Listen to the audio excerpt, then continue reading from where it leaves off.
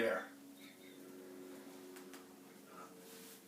I don't know about you, but today for me is a mixed bag of emotions. Today, Memorial Day, the start of the summer for everybody else, that celebration. I can't but help think about the people I used to know that are gone now. And whatever right or wrong or whatever reason for that is, all I know for certain is that it was a pleasure. It was a pleasure to know them. And they were all pretty much some badasses. And so I thought today, on this Memorial Day, I'd tell you a story about a badass and play you a song. So, Jaime MacPherson, he was a bastard. His father was a lord who had fell madly, passionately in love with this very beautiful tinker, this gypsy woman. And unlike some bastards who might be cast out or tossed out, Jaime's father took him in. Not only took him in, he taught him how to read and write, he taught him swordsmanship, he taught him to play the fiddle, he taught him everything that a proper lord's son should know. Really what any proper person should know. And he raised him all the way up until the point where he was killed by some reavers. And at which point, Jaime was raised by his mother, the tinker, the gypsy, with the other tinkers and gypsies.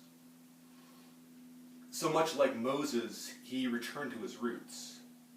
Roots he really didn't fully appreciate until he got amongst them. And there he realized the disparity between the life he had lived and the life that his people, his mother's people, lived. And when he grew up, he couldn't take it much longer. He decided something had to be done. And so Jaime MacPherson, with a band of with his gypsy friends and family, decided to take it upon himself to become an outlaw.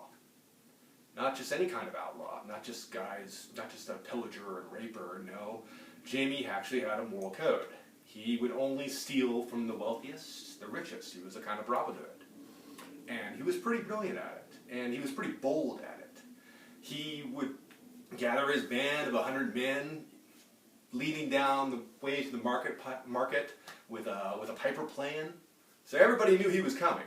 He was a bold man. And this infuriated the wealthy landowners. They could not, they wanted him dead. They wanted him so many times.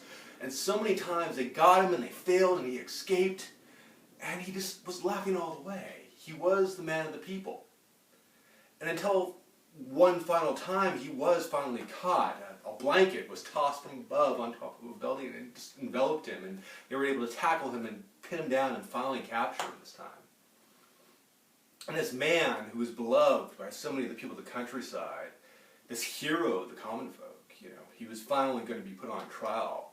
And one of the things they tried him for was being a gypsy, because it was still illegal there to be not of a common, stock, the official stock.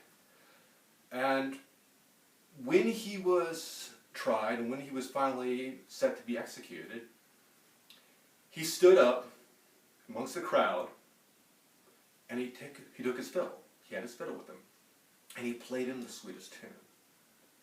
And when he was done, he held up his fiddle and said, "Who's going to play Jaime MacPherson's fiddle?" And nobody spoke up. Nobody said a word.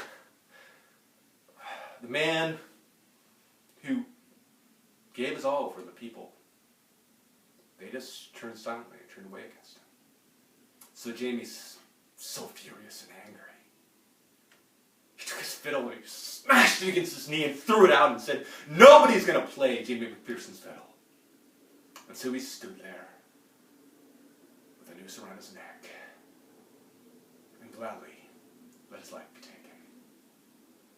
Now, Jaime must have felt that everything he ever done was worthless. That his song was gone, that his message, anything was just, it was gone. That was it with him. But the reality is, the legend of the man lived on, as I'm telling you a story. And more importantly, the song he played, it lived on too. So I'm going to play it for you. Jaime MacPherson's